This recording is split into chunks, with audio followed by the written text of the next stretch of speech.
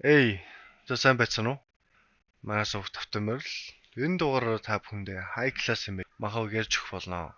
Энэ махаар 2025 онд гарч эхэлснээс хойш 70 гаруй chapter гарсан маш өндөр үзүүлэлттэй байгаа манхва.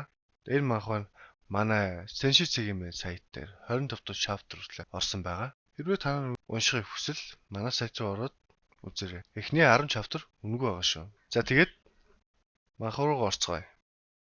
Манай махаа дэрэмчдийн бүлгийн боосоо уршуулга болж байгаагаар эхэлдэг. Энэ үеэр хоёр дэрэмчин гадаа гарч ирээд тамилж байхдаа нэг нь боосыг өнгөрсний дараа хүүн сэтгэлээр унаад хэцүү байгаа бахта.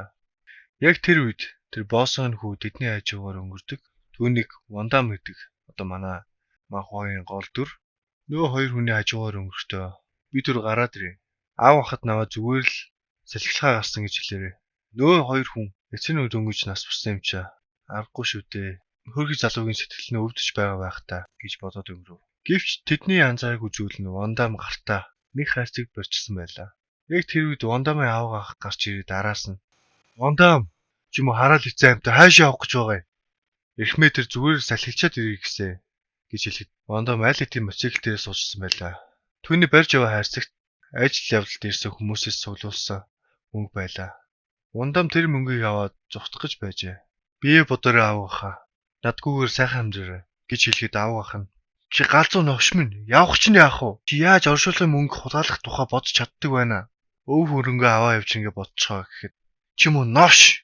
Аавгаах нь араас нь хараад зөвхөн "Зогсооч" гэж хэлсэн боловч Вандам зогссонгүй. Бүлгийн бүх залуучуудад дуудсан ч тэр аль хэдийн явсан байлаа. Гэвч Вандам мөнхтэй төвтөнүүдээр дүүрсэн хайрцагны арын хэсэг үл хэлэг онгоцсон байсныг мэдээгүй тавхиж байх хооронд мөнгнүүд агаарт хийж эхлэх бөгөөд Вандам үүнийг мэдэхгүй явсаар байлаа. Ойр хойвт байсан хүмүүсийн дээрээс мөнгө бороо шиг асгарч тэдний аз гийж байлаа. Тэр хүмүүс дунд нэг охин харагдана. Агаар тийм их мөнгө хийсч байгааг хараад тэр их гайхаж байлаа. Энэ охин түүхийн дараагийн хэсэгт чухал үүрэг гүйцэтгэх болохоор тэр үедэн танилцуулъя. Ямар ч тач Вандам дээрэмчдээс нэлээд толдож ирээд мотоциклоос буугаад хайрцаа шалгахад хайрцаг дамдаа онгойж их мөнгө нь хийсч гиснийг тэр мэднэ. Хайрцаг зүрдээ 5 сая вон үлдсэн байлаа. Вандамын хувьд энэ мөнгө хангалттай байлаа. Тэр нэмцэглээд "За үлдсэн мөнгө нь өрдөл байна уу? За яах вэ? Санаа зовлтгоо. Шинээр эхлээд хангалттай. Би өөрөө их юм болохыг юу хийж чаддгаа. Хүмүүст батлан харуулах болно." Үнэндээ Вандам өөрийнхөө амьдрахын тулд өөрийнхөө нутгаас явж Сөүлд ирсэн байлаа. Сөүлд ирээд хамгийн түрүүнд амьдрах төрүүлсэн байр хайж эхэлнэ. Ихэнх мөнгө нь агаарт хийсчихсэн учраас түүнд маш хямдхан байр хэрэгтэй байв. Хямд байр хайж явахад нэгэн ажимаа Вандамд үнэхээр авахмгүй муу байрыг тэнгэр тултал магтаж түүнд төрөөслөгээр оролдож байлаа. Байр нь үнэхээр муухай газар байсан ч тэр яг л 5 одтой зоч буудлын өрөө үзэж байгаа мэт магтана. Энэ олигтой зүйл нэг ч байхгүй ч Вандамд мөнгө байгаа учраас энд орхоос өөр сонголт байсангүй.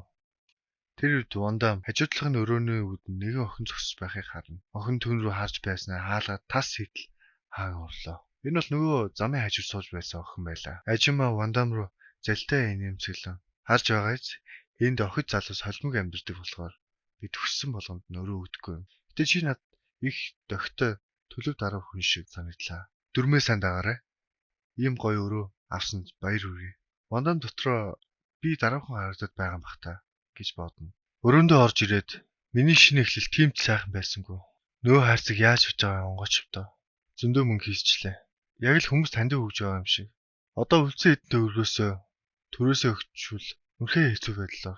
Гэтэ сургуулийн дүрмт хувцас тийм хүнтэй байсангүй. Хэлсэн хугацааны өмнө аавгаах нь түн рүү уцтаж "Чи солиоч юу? Сөүл байн гэдэл чи юу гэсэн үг юм? Хаа, бити өрлөөд л та. Надад шинэ амьдрал эхлүүлэх хэрэгтэй байсан юм аа. Баймаа залхаа бойл. Тэнийг бацаа. Сөүл чиний тоглоомын талбай биш. Надад хэлэлгүй яаж тийш явж чадав? Хэлсэн бол та намайг явуулахгүй байсан мэт дээ" гэж хариулсаад За, сөүл байгаа юм байж. Нана амьдрах мөнгө баг мó? Мөнгө байгаа л да. Аавын ажил явдал зориулсан мөнгийг авсан. 5 сая вон үлдсэн байлээ. Юу нэ? Тэр хайрцагт хэд байсан гинэ? 5 сая? Сайн мэдэхгүй байна. Замд хайрцаг жоохон онгойчсон байсан юм шиг үлээ. Чимүү тэнийг 5 сая биш 50 сая гаруй вон байсан юм. Наад мөнгөчөө босс зориулсан болохос чам зориулагдаагүй. Тэгсэн чи юу нэ? Чи тэр хийсгсэн гинэ? Би чи алан да. Ха тайвшраа. Мөнгө чи буцаагаад өгчнө үү? Чи яаны 50 сая вооны буцааж өгнө үү? Тийм ээ. Ийм очихлаар хөргөлт хийж байгаад мөнгө чи нь олоод өгчнө үү? Санаа зовлтгүй. Жиала. Чи яхтай сайн юм аа. Сөүлд хөргөлт хийх гэж очив. Ямар ч төлөвлөөгүй яаж ингэж зогсож чадж байна. Та тэрэн санаа зовлтгүй. Би бүгдийг зохицуулнаа. Та яг л өөрийнхөө амьдралаа бүгдийг нь төлөвлөжсөн юм шиг ярих юм аа. Мэдээч. Би төлөвлөсөн. Би нэг баар нэгж байгаа. Нэр нь Бамбино. Юу? Бамбино. За яах вэ? Амжилт сайхан. За яах вэ? Чи нэгэнд наан очихсан юм чаа. Наан нэг сургуульд ор. Бүх бичиг баримтуудыг би зохицуулаад өгье. Сургуулаа би сөүлд сурах гэж ирээгүй штэ. Тэнэг минь. Хэрвээ чи ажил хийх гэж байгаа бол чамд мэрэгжил хэрэгтэй. Хэрвээ чи сургуулаа сайн төгсөж шилдэг сурагч болж чадвал 50 сая вооны тухай би мартъя. Үлдсэн мөнгөө өөртөө цэцүүл. Ялхаа хаа. Та үнэхээр сайн сэтгэлтэй хүн юм аа. Гэтэ надад сургуулийн шилдэг сурагч болох гэдэг бол үнэхээр амархан сонсогдож байна. Чиний бодож байгаа шиг тийм амарч газар байхгүй л болов. Очоод өөрөө мэднэз гэж анхаарууллаа. Үндэ Вондамын аав ахын хүнийг оруулсан сургууль нь маш олон эвгүй нөхдүүд сурдаг зартай газар байлаа. Хүмүүс тэр сургуулиас байнга л хаширах, зодлох чимээ сонсдог байв. Зодон бүр дэндүү эрсцгий болохоор хүмүүс тэр сургуулийг high class гэж нэрлэх болжээ. Гэхдээ хамгийн гайхмаар нь ийм муу нэрсээ сургууль байж үнэлгээ ногт буурдаггүй бөгөөд элсэх хүсэлтэй хүүхдүүдийн тоо тасардаггүй байв. Вондам энэ сургуулийн шилдэг сурагч болон түүний бодсноос өвхтэй байж магадгүй гэж сэжиглэж эхэллээ. Яг л түүний мэдхгүй ямар нэгэн нууц байгаа мэт. Тэ зүгээрээ энэ бүх амархан байвал өдөртэй штэ. Ингээд Вондам маргааш нь шинэ амьдралаа эхлүүлэхээр сургууль руугаа явлаа. Вондам анги руугаа коридороор алхах зураа эргэн тойрны хүмүүсийг ажиллана. Энэ сургуулийн талаар сонссон бүх үнэн бололтой. Энэ залуус миний төсөөллөөс ч илүү харагдаж байна. Тэд ердөө л ахалт сургуулийн сурагч шүү дээ. Гэхдээ намайг консолж байгаа ганц зүйл нь аав ах минь энэ хүүхдүүдийг зодсны төлөө миний 50 сая воныг цайруулж байгаа явдал юм. Ямар ч тач нэгэн тийм болчихсон юм чи сургууль дээр номерыг болох хэрэгтэй. Хамгийн түрүүнд энэ хүмүүс надтай муудалцаар ямар нэг зүйл хийх хэрэгтэй. Вондам ангитаа орж ирэхэд бүх сурагчид энэ шин залуу хинбэ гэж ярилцж эхлэв. Бүгдийнх нь өмнө зогсоод та бүхэндээ уулзаад баяртай байна сармагчингуудаа. Намайг Вондам гэдэг. Би Тэжэнс ирсэн. Би энд олон юм ярихгүй. Зүгээр л энд хэн атман болохыг хэлээд өг гэж хэлэхэд нэгэн залуу Вондам руу ширтэж байлаа. Вондам түн рүү очиод яасан бэ? Чи яагаад номоо нээжсэн байгаа юм гэж асуув. Вондам бусад сурагчид өмнөө номоо дэлгээ сууж байгааг хараад шоконд орлоо. Энэ тэд яг л сайн хүүхдүүд шиг хичээл хийж байгаа нь их гайхшруулж байлаа. Вондам тэднэр лөө хашгичж мөн өвшүүдэ та нарт яагаад ном байгаа юм нөө залуу чам чамар хамаат юм бэ? Бид одоо хичээлээ хийж болохгүй юу? Дахиад сатаа болох юм бол гэж үгээ дуусч амжиг байтал Вондам түүний цээж рүү шилжиж сандалтай хамт тунгав. Дараа нь ууртаагаар мөн овшнуудаа энэ нөгөө Эпак сургууль биш үлээ. Өдөржин зодон болдог новшин сургууль. Та нар яагаад хичээлээ хийгээд байгаа юм бэ? Хэсэг залуус Вондам руу хашгичж яагаад шалгаангүй хэрэг тариад байгаа юм? Галзуурч байгаа юу гэхэд галзуурсан та нар л байна. Та нар шиг сармагчид хичээл хийлээ юу? Зүгээр байдгаараа байгаач. Зодлож эхлэх новшнуудаа гэж хэлж байхад нэгэн залуу номоо шидэд энэ новш хараа хэвтерлээ. Тийм ээ. Одоо л ойлголцсон гэж хэлээд дайш байгаа залуугаар санал аваа шидлээ. Усан ч гэсэн Вондам руу дайрч эхлэв.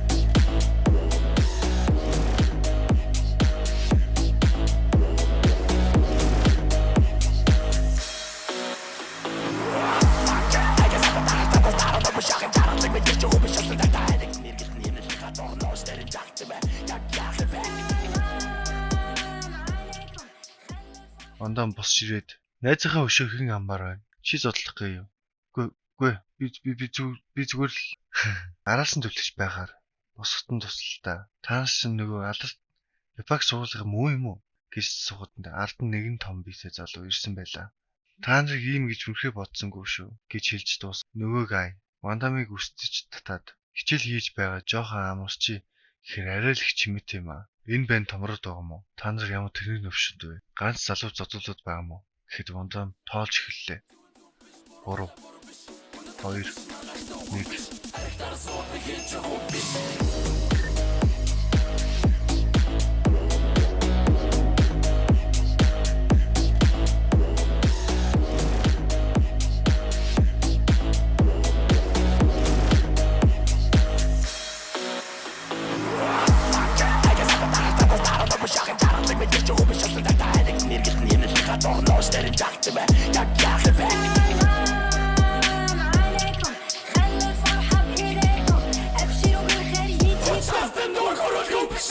Hopsje, budget,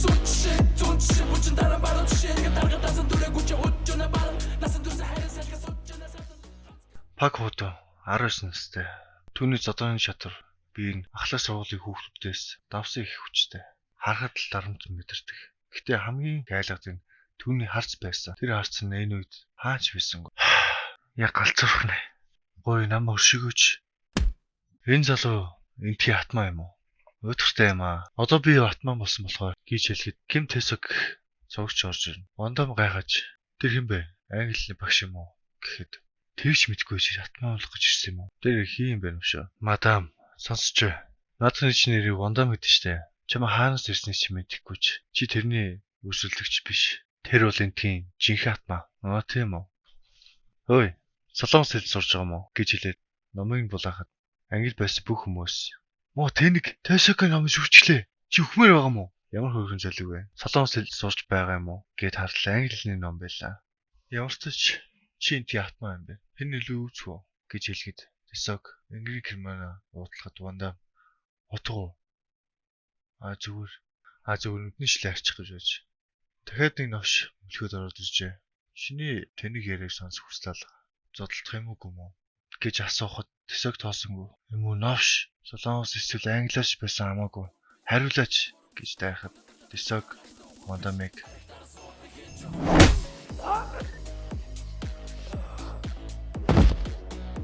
Пак ахлах сургууль тавтамаар новш минь. За, энэ хүргээд бичлэгээ дуусгая. Дараагийн бичлэг үсэх өсвөл лайк and subscribe. Мэдээж шааны коммент болгоныг уншиж байгаа. Дойрд ажиглагтай байгаа болохоор жоохон бичлэг удаж орж иж магадгүй. Гэхдээ цаашдаа илүү хурдан оруулж явах бодноо. За тэгээ bye guys. Дараагийн бичлэг уулзцгаая.